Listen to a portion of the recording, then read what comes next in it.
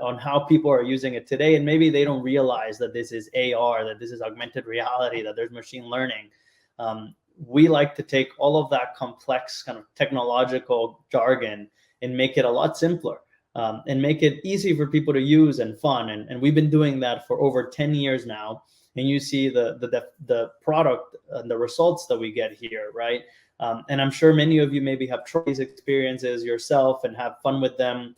There's millions of people that use these and have a lot of fun with this kind of technology. Just to put that really into perspective, here at Snapchat, there's over 200 million people that use augmented reality every single day. And they're using it for over 30 times a day. So it's a massive frequency, massive scale. Just to put this into perspective, I believe Netflix today has just under 220 million subscribers worldwide. That's monthly subscribers, right? People that are subscribed constantly. We're talking about daily usage here in the case of augmented reality on Snapchat. And there's other interesting data points when you look at other social media platforms and the scale that they have. This is really massive when you compare it to how people are using internet and social media and different platforms. And I want to reemphasize the frequency in which they're using it and what they're doing with augmented reality. So they're not just using it, one time a day. They're actually using it more than 25 times a day on average.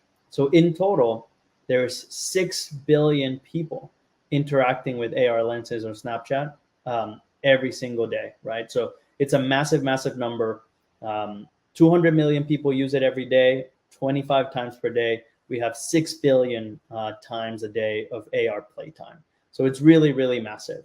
And that usage is important because, again, it's really important to understand that this technology is here today. It's not a distant technology, as I mentioned before. It's really something that's happening today. And so there's a massive opportunity for your businesses, for your companies, to find consumers where they are, to be ahead of the competition and adapt these new consumer behaviors and really start to understand how you can leverage them for your business.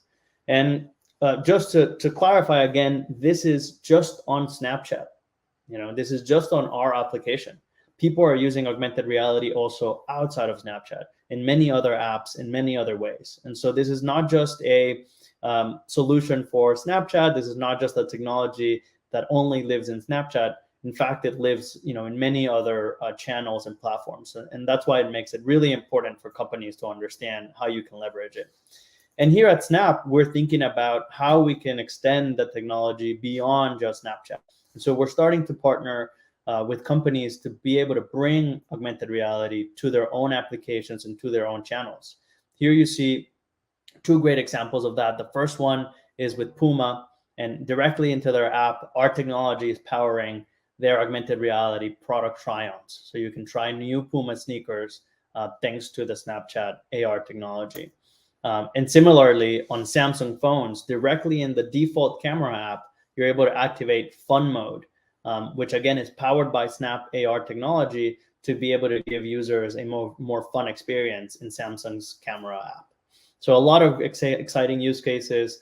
And at Snap, we really believe it's going to be a huge technology, not just for Snapchat, but way beyond outside of Snapchat specifically. And so when we think about all of this, we think about an ecosystem that requires for businesses to understand how can they create augmented reality, and then how can they distribute augmented reality? How can they get this in front of people, right? Once you have a piece of augmented reality created, how can you make sure you're reaching as many people as possible? How can you make sure you're reaching the right target audience for that augmented reality? And that's how we think about in the ecosystem here at Snap. And so we think about this flywheel. So we'll talk about specifically how you can leverage creation tools that we offer, and then how you can get this in front of the right people. So to start, we're going to look at some opportunities or some features on creating augmented reality.